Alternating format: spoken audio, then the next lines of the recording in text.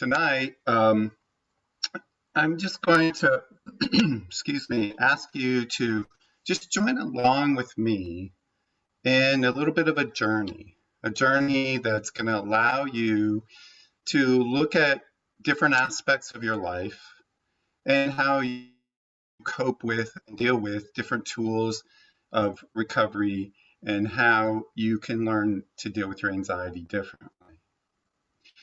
But right now, I just want to start with everything's all about to change because you already made a commitment tonight to be here and to listen about new ways to be your more powerful self. You're going to notice maybe a subtle change tonight or a big one.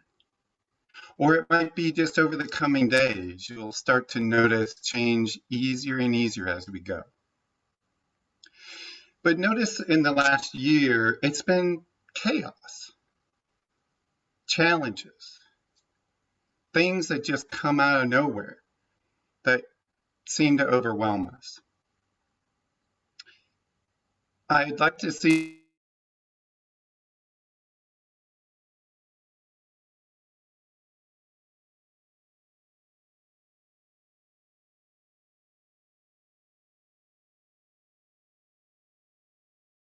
in the last few months. I mean, I have.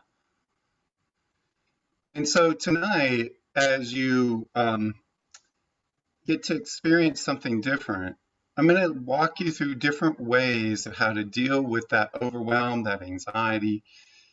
But like every conversation talk that I do, I want to invite you to join me with 3 rules or agreements, I call them, so that you can really enjoy this experience.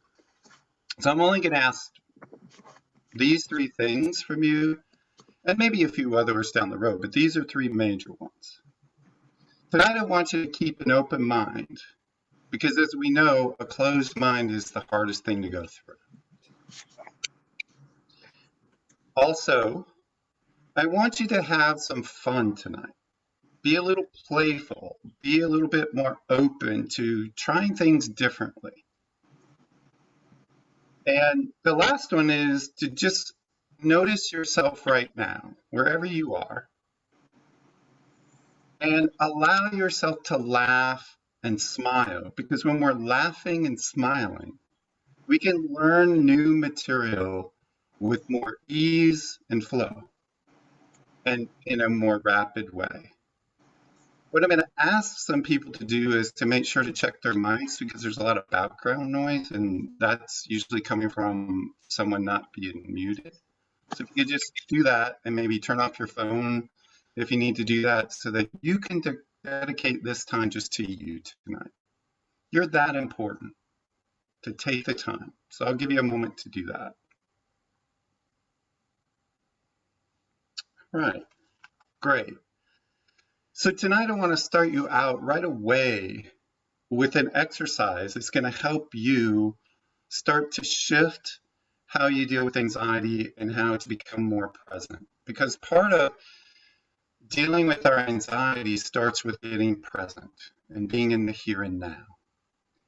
Notice that over the last weeks or months or even the year, you probably had all these kind of thoughts running around in your head, maybe things that you've been obsessing over or whatnot. And when we do that, we tend to get out of touch with our body, our mind, our brain, and our heart. So tonight we're going to integrate all those things together. So starting out, my invitation to you is just to come on this journey with me. And I invite you to close your eyes just so you can block out the distractions around you and you can experience this much deeper. But right now, I just want to invite you to close your eyes and imagine that in the middle of your head, there's a giant magnet. A magnet that in a moment when we turn it on is going to pull and collect things to it to help you become more present. If you like cartoons, it's like that magnet that Wile E. Coyote used to use that would pull everything towards it. So in the center of your head, right there in the center, midbrain, where you're over your ears, and the center of your forehead, right in the middle, I want you to notice that magnet. Just take your awareness there. And as you do, just notice your breathing. Let it do whatever it's going to do. If you're breathing slow or fast, just notice that. So now we're going to turn on that magnet, and it's going to collect and pull things to the center of your head to help you become more and more present. So now that we've turned on that magnet, it's going to go out into the past. And it's going to collect and pull anything that's keeping you from being here in this present moment that's got you stuck in the past. Just notice it's collecting and pulling all that into the center of your head. And as you get all of those scattered energies or thoughts or feelings that are holding you back from being in this present moment, it's collecting and pulling all those into the center of your head.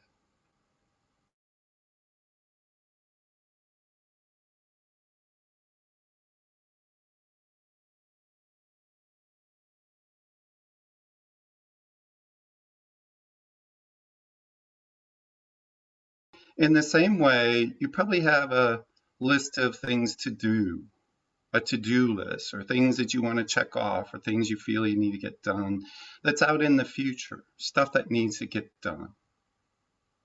And that's keeping you from being in this present moment too. So again, I want to invite you to collect and pull all of that stuff that's got you focused on the future and pull that into the center of your head as well. And as you do, it's collecting all those thoughts, those things that are keeping you stuck out there in the future, right here into the center of your head, helping you become more and more present. And in the same way, you're going to notice there's just some random thoughts or things just running around in your mind. And so I want to invite you to think about like how Wonder Woman would throw a giant lasso out there and lasso things. Just lasso all those random thoughts and energies and feelings and concerns and pull those into the center of your head as well. And as you do, just notice what you're noticing.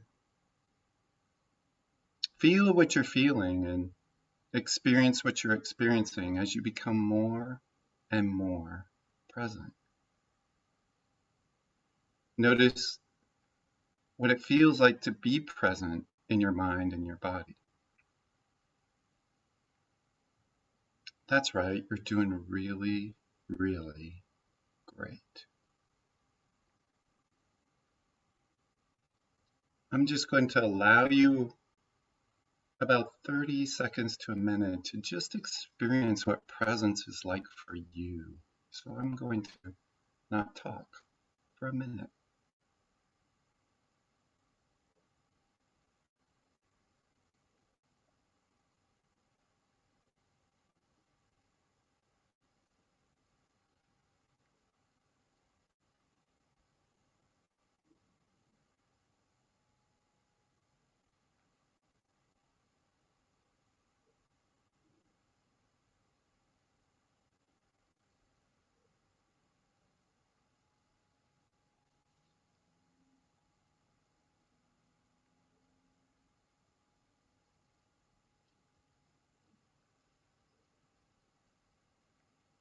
You're doing great.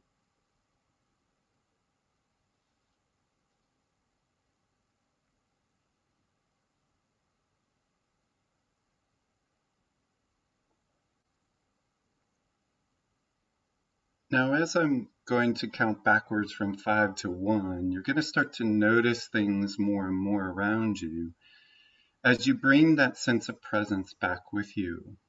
For example, you might notice if you're sitting down the chair that's been holding you up and keeping you safe this whole time. 5. Noticing that you've been on this nice, relaxed journey. 4. Feeling really good inside, and you can bring that good feeling with you as you come back. 3. And I always like to gift my clients with something that they can take with them. So I'm going to give you all the gift of random smiles, one of my favorite gifts.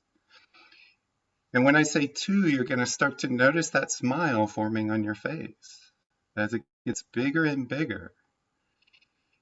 As long as you can hold that smile on your face, you get to come back in the room with that big smile. And then over the next couple of days, you're going to have this random smile, and people are going to wonder what you're up to, too. Because you can feel so good as you open your eyes completely up, wide and open with a big smile coming back into the room. Look around and notice the first thing you notice. Would anyone like to share? What did you first notice?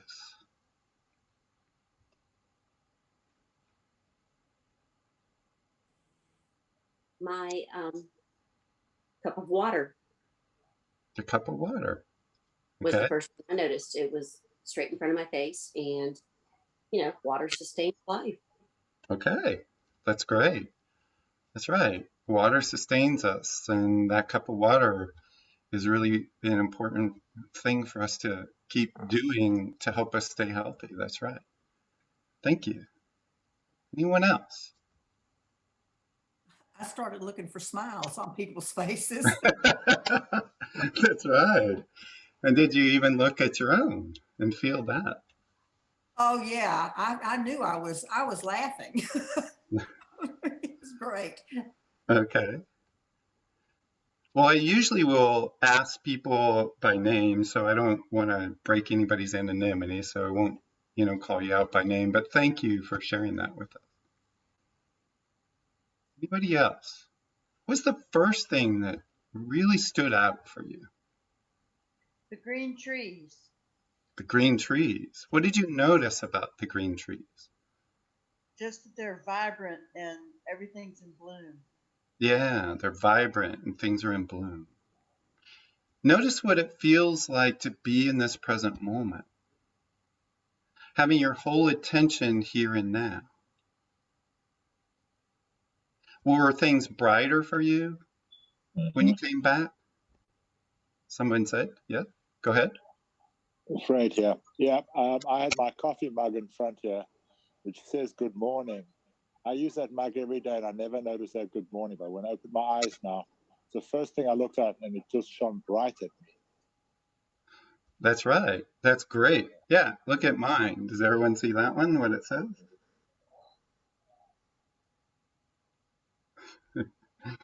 So yes, things become more vibrant, more alive when we're in the present moment. Just notice that. How might you take this experience that you just had and use it in your life and your recovery to help you stay on the right track that you've already started the path on? Anyone like to share?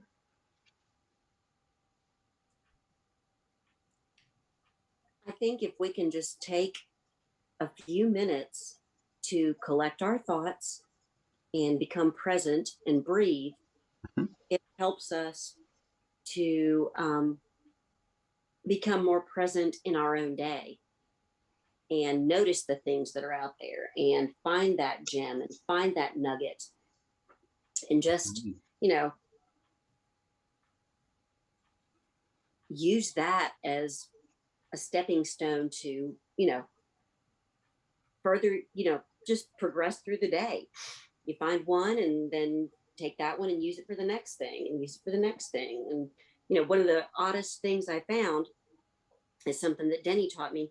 She said, anytime if you're in your car and you come to a stop, look around, find a nugget for the day. I was sitting at a stop sign and it had been a rainy night, but it was a gorgeous sunny morning. And I was sitting there and there was a puddle outside my car door. and there was oil on the puddle, but the Mm. oil created a rainbow with the sun Ah, down on it. So I was like, you know, nasty puddle, nasty rain, nasty oil, but then there's that rainbow. wow. And see how we might have just missed that beautiful moment of that rainbow if we weren't present. Right. Yeah, that's a great example. Thank you. Matthew, it's not what I saw, but it's what I felt. Hmm. Okay. I felt peace. Great. And now the challenge is to retain that. Uh-huh. That's right. And we're going to talk some about that. So if I don't answer that by the end, please jump in and ask your question again, and we'll see what we can do. How to maintain that. That's right. Anybody else? This is a great group. I love this. I think you're muted. I see your face. I started smiling the minute you said random or whatever you said about smiling. I mean, I felt it happen right then, and I noticed it lighten up even with my eyes closed. I could feel it had gotten brighter. So, and that was really cool. And then the first thing I saw when I opened my eyes was my sweet dog. That's great. Thank you. And was there someone else? I saw some face show up, but it was muted, so I want to make sure. Okay. Well, so I gave you a taste of what's possible.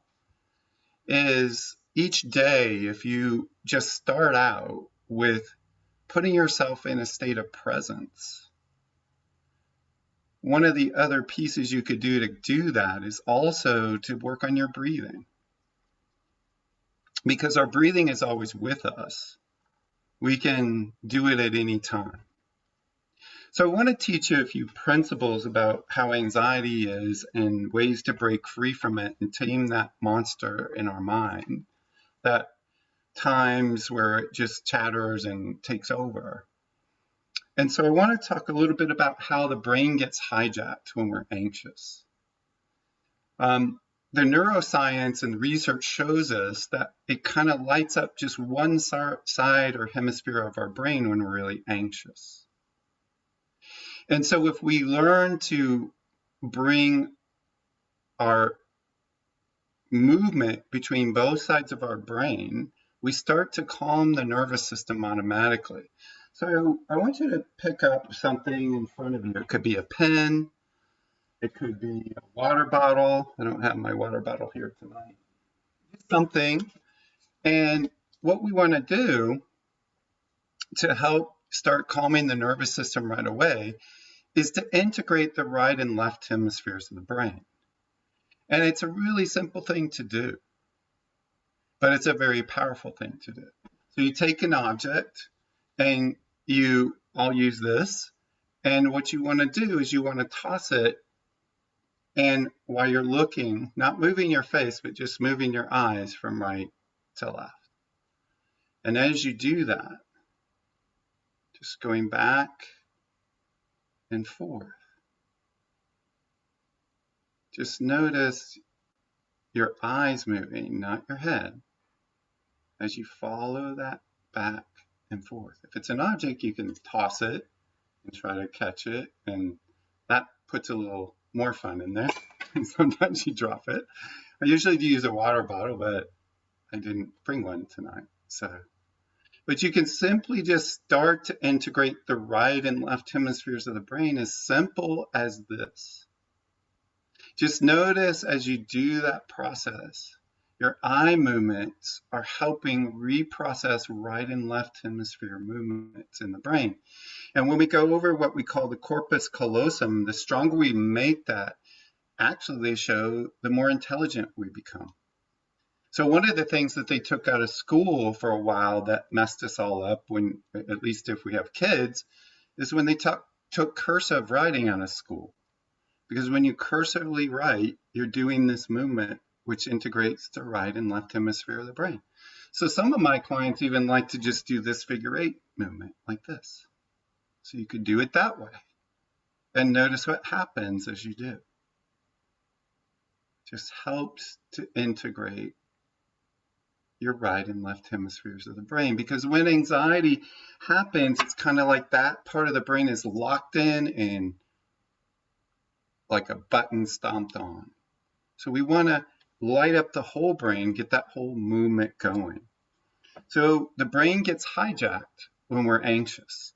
And there's a couple of principles I want to teach you, and I invite you to write these down. My clients come back and say, can you say that again? I'm more than happy to say it again. And that is, the more we deny something, the more it becomes an obsession. I'm going to say that again. The more we deny something, the more it becomes an obsession. Or another way of saying that, do we have any Star Trek fans in the room? Or am I just the old school? You know, I don't know how to do the Spock thing. I'm not good at that. But, oh, you're good. All right, look at this. All right. That's awesome. Okay, well, for those Star Trek fans, you'll remember this line when the Klingons are coming and Captain Kirk's at the helm and he says, resistance is futile. Because what we resist will persist. Go back to what I said before. If you deny it, it becomes an obsession. So you already know this, and I want to help you integrate it in a powerful way. And that is the first step. That when you resist that you had a problem, you didn't need any solutions for that problem. Notice that. My experience has been working with alcoholics and addicts throughout my whole career, that many times they're the last ones to figure out they had the problem. Everyone around them knows, and they're going, you need treatment, and you need counseling, and you need this, and you need that. Think about this a minute. Do we need a solution for a problem we don't think we have? No. So one of the problems with addiction and denial is that the problem is we don't see the problem for ourselves. And you being in treatment, most of you, and alumni, you're getting that. It's that first step. Instead of denying it and making it an obsession, you're accepting it. And then guess what? That opens your mind up to having solutions. Because the mere acceptance of something says, I need to make a change. And it allows your mind to move from just the problem into solution seeking. Now, I'm also going to ask you to consider something I ask all my clients to do. And it's a mind shift, mindset mastery tool. And that is to change from being a problem solver to a solution seeker. Because there's another principle that goes along with this anxiety and along with understanding this resistance is futile and not accepting things, is that wherever you focus your attention, that's where your energy goes. So if I'm focusing only on the problem, all my energy is going to that problem, and guess what? It gets bigger. Because wherever we focus our attention, that gets amplified and gets bigger. So this is where I want to ask you to consider shifting into being a solution seeker and say, I want to seek what? Outcome. What's possible? Where do I want to go? Not where have I been. As you become a solution seeker, you start saying, I know it's possible, so how do I get there? Notice that every one of us uses a GPS all the time nowadays, and the first question it asks you is what? Anyone? Someone want to jump in? What's Where the are you first going? question? Yeah, where are you going? Notice that's solution seeking. I want this outcome. Here's where I want to go. Not here's the problem and keep focusing on that, but where do I want to go? And so in recovery, notice with your moving from active addiction into recovery, you're going from the problem, and treatment and counseling and all those tools help you move into seeking a solution. I want to say this to everyone in the room.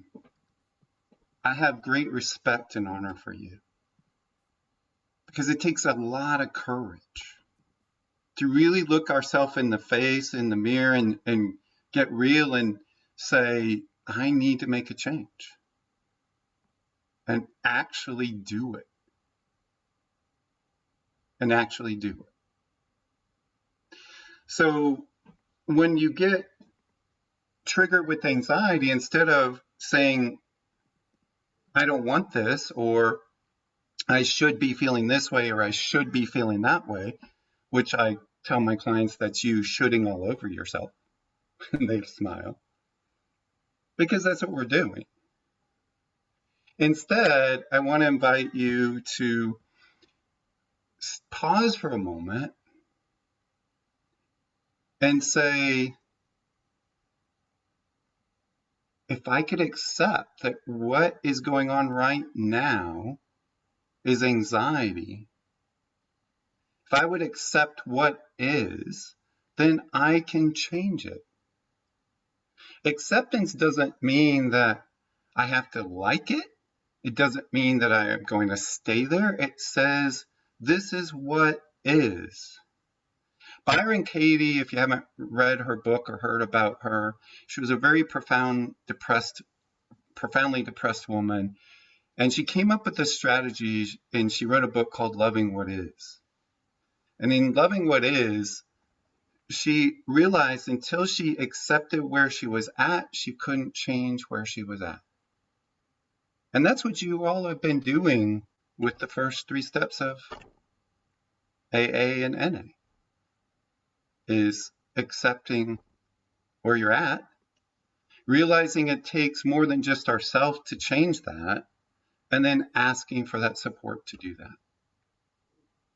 That's what the first 3 steps are about, is that. So when you have anxiety, my invitation to you is to pause and go, I know what this is. It's anxiety. And when you say that to yourself, then you're able to tap into the tools that you're learning and that I'm going to teach you more tonight. So here's one of them, is to understand that the more anxious and distressed you get, the less you connect to your logical thinking self, or your rational or cognitive thinking self, we say in psychology. Say that again. The more angry and upset or anxious and distressed you get, the less you connect to your logical thinking self. That means we act out of impulse. We're in a fight or flee kind of response for survival.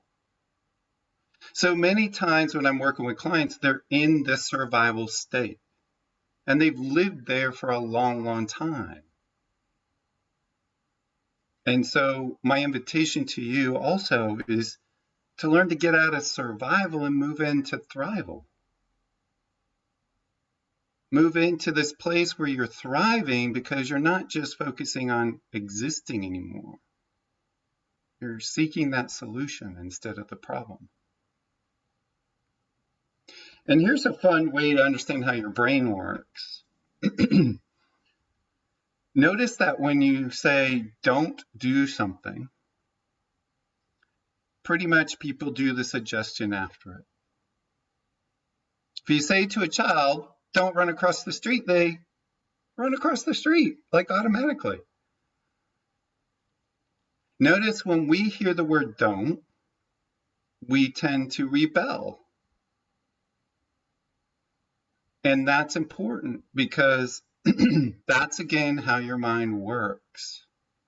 We want to make it work the way your mind works. To deal with the anxiety, you've got to understand that the more anxious and distressed you get, the less you connect to your logical thinking self, which means you make bad choices and decisions because you're acting out of impulse. So much so, if any of you have read any, and I just share this with you because I know there's a lot of very astute people here. If you've read anything on what we call emotional intelligence, popularized by a gentleman named Daniel Goleman, what we found in the research is that you drop 30 to 40 IQ points when you're in that place of survival. You become dumber. You make poor choices. So in my introduction to you from the literature that went out about my talk tonight, I said I was going to share with you what I've observed and seen consistently throughout the years of what is the two things that happen before people relapse so that you can be aware of them. The two emotions that typically happen before people relapse are anxiety or anger. Go back in your own recovery time, active addiction time, and say, how many times did I shop around for what I call anger invitations? So I had a great excuse to go get drunk, stoned, or high. Because you'll probably find them. Or going forward, you'll notice that when you're angry, it's important because that is a trigger, very much like anxiety, that puts you in a distressed place, puts you in that fight and flight mindset, and you make poor decisions. So usually before people pick up and use, they're experiencing some kind of distress, either anxiety, sometimes it can be like coming in the form of fear, or they're feeling anger. And notice both of those emotions create a lot of energy, create a bunch of distress for us. So that's the other part about this, is that when we accept that's what's going on. When I say I'm anxious or I'm angry, now I can do something about it. So guess what? Before we run out of time tonight, because it's very limited time, and I was told that I could announce this to you. If there is an interest, I'd like to go deeper with some of this with you and do another talk with you on some deeper tools that I've been using since last year. But this one is a really powerful one, so I wanted to do this one tonight. But if there's an interest, you let Reed or Doreen or anybody else at Pavillon know, and I'll be happy to come back, because one, it's an honor to be here to speak to each of you, because you're the reason I'm doing what I do. Because I want to make a difference in people's lives, and I get to touch people like you every day, their lives, and help them be better. But they're doing the work. I'm just helping them with a little bit of toolbox. So here's a tool. And I invite you, if you can stand up. If you can't, that's okay. But that's because you want to move around, because part of shifting and changing is we want to make movement in our whole body, not just in our brain. And so we're going to do an exercise, and I'm going to invite you to go back to a time, if it's not now, to where you felt anxious. And we're going to do this exercise together. It's really fun, and you're going to be amazed what happens. So what we're going to do first is I want you to imagine where in your body that anxiety or distress is. And wherever it is, just take your finger and point to it. And as you take your awareness to that place where that anxiety and distress is, just notice it. And as you notice it might have a color associated with it. It might have a sensation, hot or cold. Just notice that. And as you bring your awareness to that, here's what I want to invite you to do.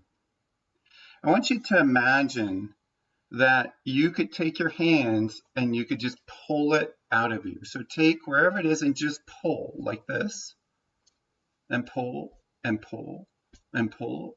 And let me tell you, it will hide. So you might find it in the back, wherever that distress is, on the side.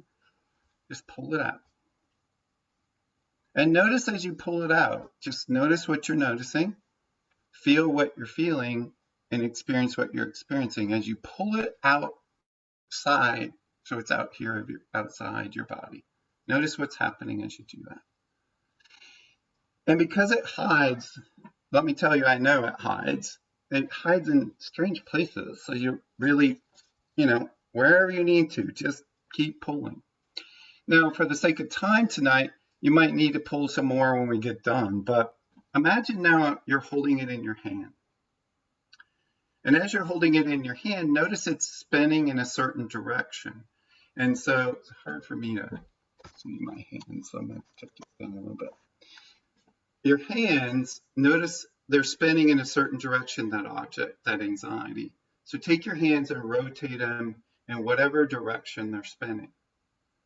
And just notice how it's spinning. And then I want you to slow it down. And as you do, just notice what's happening as you slow it down. And then switch directions, but change the axis. Like this. So notice what you're noticing. Feel what you're feeling as you spin it a different direction. That's right, you're doing great. And as you do, if you really want to get rid of this anxiety tonight, once and for all, this distress that you have, you could choose to throw it out into the universe when we count to 3. And what I like to do, as a lot of my clients have decided to tell me this is what they want to do, so I'll just add it to a suggestion to you, and that is to throw it out into the universe and imagine a giant stick of dynamite is attached to it. So on the count of 3, we're going to spin it really fast till it becomes just a ball of energy. Really, really, really fast as you can. And then on the count of 3, 1, 2, 3, throw it out. Watch it go, watch it go, watch it go. And when you see it way out there where you no longer notice it affecting you, I want you to imagine it explodes. And it rains down like glitter, like fireworks. That glitter of just light falling down. And now it's in billions and billions of pieces. It cannot go back into the shape and form it was before. Notice that. And as it rains down and you feel what you're feeling, and you notice what you're noticing, and you sense what you're sensing, and more importantly, experience what you're experiencing. Notice what's happening. It's not necessary that you notice everything right now, but sooner or later you're going to notice something. As that anxiety is no longer in the same shape and form it used to be. So just receive a deep breath in with me, breathing in through your nose and out through your mouth like this.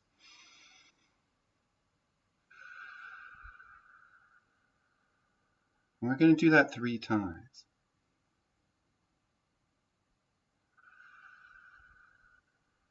Each time you breathe in, you're breathing in relaxation and tranquility, and each time you're breathing out, it's any distresses leaving your body and your mind.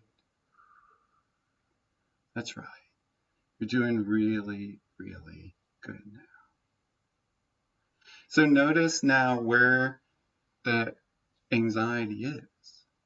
Honest, what I needed to do, and I made an error, so I'll tell you that up front. We all make mistakes, so I'm going to correct it. The most important thing is to correct it when we do make one. And that is, I would have invited you to put on a scale from 1 to 10 where that anxiety is, but you already know where it was, so go back there a minute and notice where it is now. If it was an 8 out of 10, notice where it is now.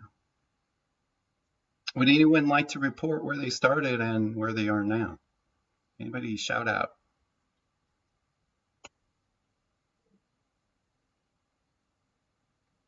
Seven to 1.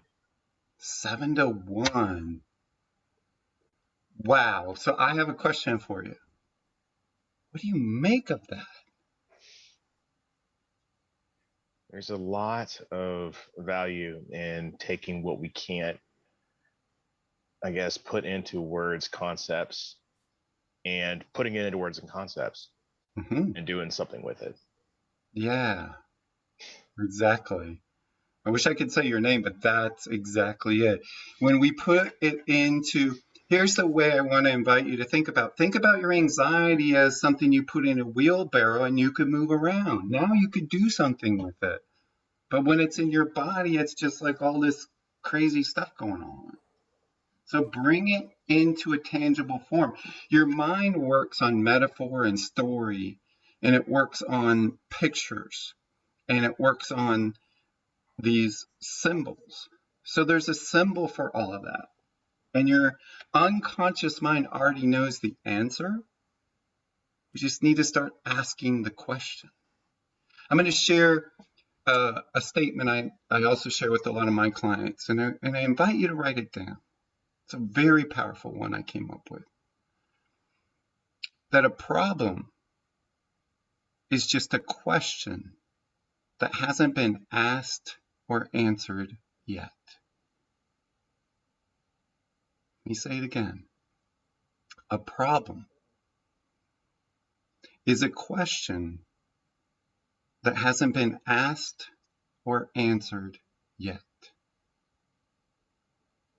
So what does that mean? It means if we're stuck, what question could we ask ourselves? Because it's an unanswered problem. When we ask the question, our mind starts opening up. What would be possible if I could X? What would it be like when I don't have anxiety around this anymore? Right now, just for just a little bit of fun before we would have to wrap up, I want to invite you to go to the place where you are beyond anxiety. Go there. Notice what you're noticing when you no longer have anxiety. You want to be in that place where your anxiety is not consuming you, your mind's not overtaking you. Notice what would be showing up. Notice what words pop up. When I do this with clients, they come up with words like tranquility, freedom, joy. Those are just some. You have your own. I'm not trying to put my fish in your pond. You'll find your own, but I want to invite you to think out here. Remember, wherever I focus my attention, that's where I go. So where do I want to go? Think out here what it would be like to be anxiety free. To be in a place where you could calm that storm. You could tame that monster in your head that tells you blah, blah, blah, blah, blah all day long. And you can. Because you get to direct your mind, no one else. Unless you let them, which sometimes we do when we're codependent and we're doing things where we give up our power. But I invite you in recovery to go and say, what do I want my recovery to look like? Because the more you can focus on what that looks like, the more you can attain it. Can I let you in on a little secret? Your mind doesn't know the difference between something that happened and something you imagine happened with great intensity, great emotion. So if you want to have a really great recovery, I invite you to go every day, visualize what that would be like when you're doing that all day long. Because when you put your mind into that, then your mind goes, okay, I don't know if that's happened or not, but it seems like it. And the more you practice it, the better you get at it. So we covered a few things about anxiety. I want to just go over a few of those things with you, is that the more you deny it, the more it becomes an obsession. It's kind of like that game whack-a-mole. If I push it down over here, it pops up over here. Instead, if we embrace it, if we say, this is what it is, guess what? Now you can start activating using all those tools they've been teaching you in treatment, in recovery, in 12-step meetings, or even if you have a great counselor. Think about the tools you have right now in your toolbox you haven't been using because you've been saying, I shouldn't feel anxious, but you do. I shouldn't feel depressed. Again, stop shooting all over yourself and pause and say, I have this. This is what's going on right now. What can I do about it? I really have enjoyed talking with you, and I would like to open it up to some questions, and I'd like to get an overall feel for what you experienced today. And if you want more, you want to talk to me, I'll give you my email, my phone number. I want to be of service to you as you go on this journey of recovery. So would anyone like to tell us what their experience was tonight? Or ask a question. Let's see, is there any questions? I'm not good at multitasking, so if you're putting them in the chat box, I need someone to read them to me. Let's see. Hi, my name is Leslie. I'm an alcoholic, and I loved being able to point at the anxiety and throw it away. Yeah. I like that a lot. Thank you. You're welcome. Yeah. I'm Linda. Hi, I'm Linda. I'm an alcoholic. I think what I can take away from this stronger than anything is the imagining how your life, that you're in that life that you want to be. Just imagine it already happened. So like you're right here and life is good, and to the greatest extent, you're to the best extent you can, you're just living your best life. So I like that part. I can play the imagination game and think I'm right there. So one day I will be. Thank That's you. right. Thank you. Well, Linda made a good point. I want to add just another caveat. Many people say, well, I can't picture that. Well, just pretend then. Everyone can pretend. You were a little kid, you were pretending to play house, or you were pretending to be a fireman or a policeman or astronaut or whatever,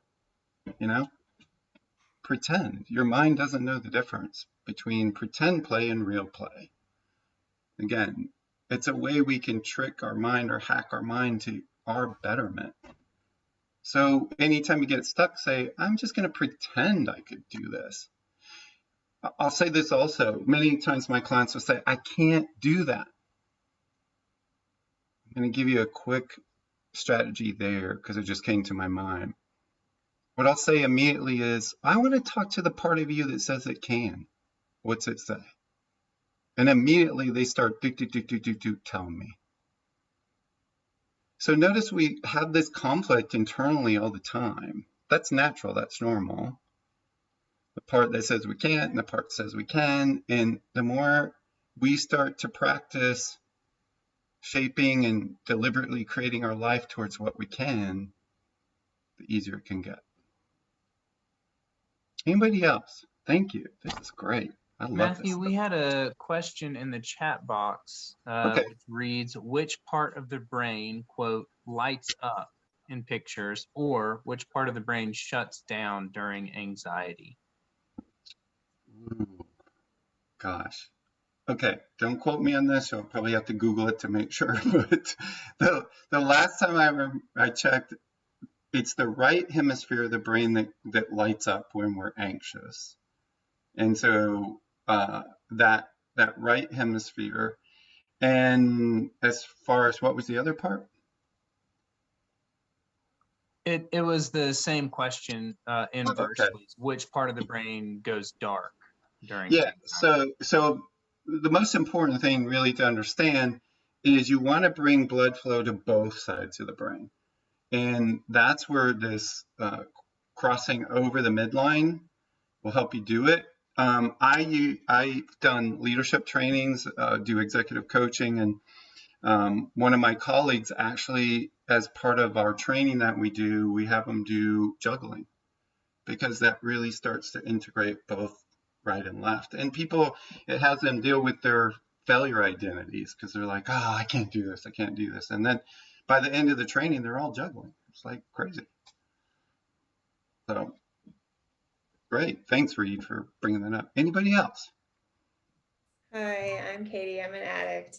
Hi, Katie. During the standing exercise, my mind snapped back to a part of my childhood that I've had as like a memory forever. And it was very early childhood. And I had no idea in that moment how afraid I was until just tonight.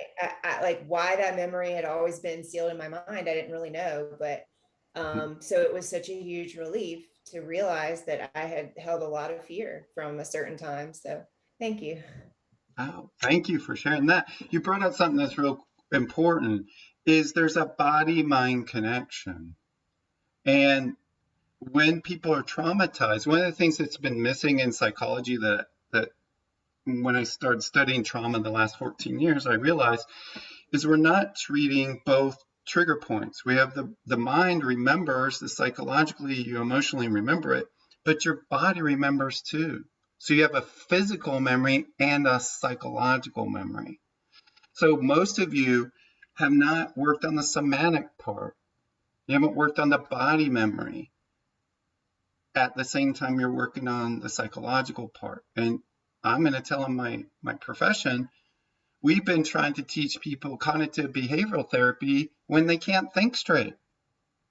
We've got to get them grounded into their body and get them out of that fight and flight response mode. And I have a strategy I learned from working with horses that, again, if you want me to go further with some of these things, but the principle is called bottom up. And that is that you regulate the brain by the bottom up, not the top down. And the top down is cognitively, the bottom up is through your body and emotions through. So many times we're doing it backwards, and that's why it's not working either. Because I have a daughter that's autistic, and one of the blessings that she's taught me was that. Because when she used to have meltdowns for an hour and a half to 2 hours a day, I had to figure out something. And that's how I figured it out. Anybody else? This is so much fun. I'm Rusty. I'm an alcoholic. Hey, Rusty. Matthew, thank you so much. It was really good. I like what you said about acceptance allows solution. Because sometimes I have a hard time with acceptance, but if I can go with a thought that it can give me a positive result, then that can make it, so much better for me, a much better approach. And I will come back to the point I said earlier about peace of mind, about attaining it. And the challenge for me is to retain it. Maybe you could give me a tip about that. I'll bring that up again. Okay. Thanks for bringing it back up. I'm glad I told you to do that. Okay. So it's to understand the principle that our mind is built on associations. And so the stronger we make the cues to remember something, the easier it is to bring it back out. So it's the same with anxiety. We need to break that cue and replace it with something powerful that's positive. So if someone doesn't find something that they enjoy, that brings pleasure to their life as much as getting drunk, stoned, and high, they're probably not going to have a very solid, strong recovery. So it's going out and saying, what are things that, maybe you've never tried something, but I tried tango a while back, and tango classes really have to get you out of your mind. You have to lose your mind to come to your senses. And that's one of the strategies I teach, which is you got to get out of your mind and you got to get into the flow to be able to dance really well with tango. So taking classes, and doing things that you would go, I never do that, but let me try it. I remember when I worked in treatment, we sometimes got the privilege of taking people to experiences. And one of the things we did is take them bowling.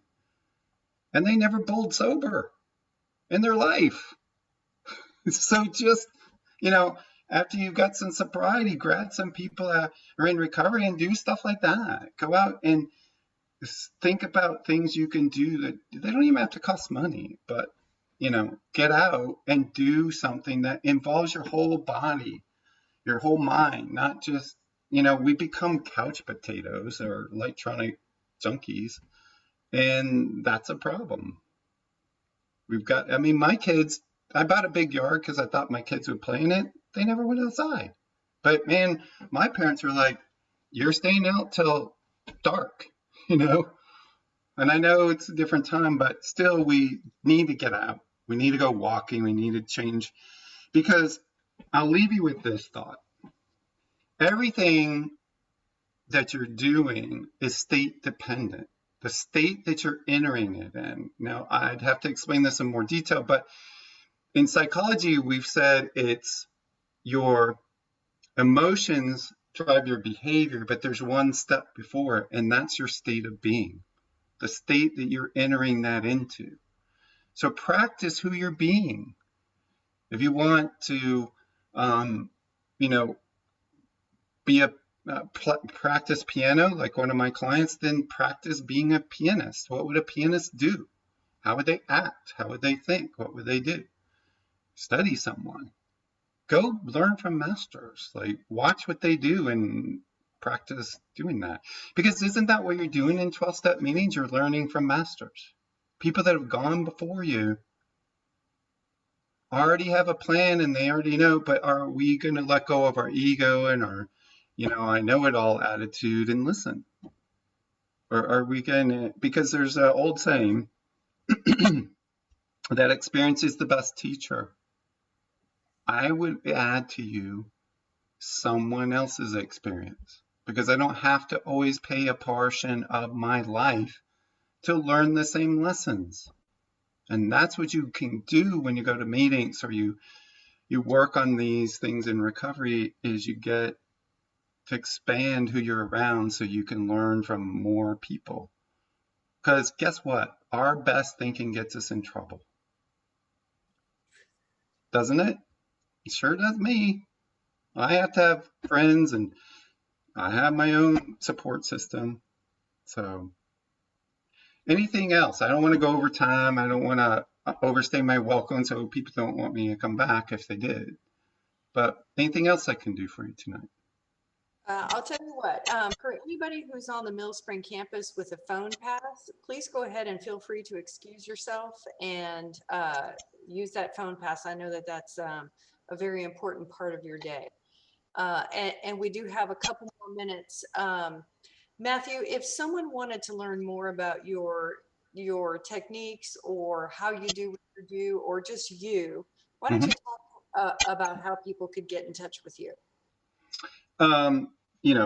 You can call my office directly, which is, I can put it in the chat. It's 336-329-8506. My practice is in Greensboro. I do a lot of online stuff now since the pandemic and all that. Gotten really masterful that way. So I'm still doing my stuff online. I can do online sessions. I'm licensed in North Carolina, so I can go anywhere in the state right now online.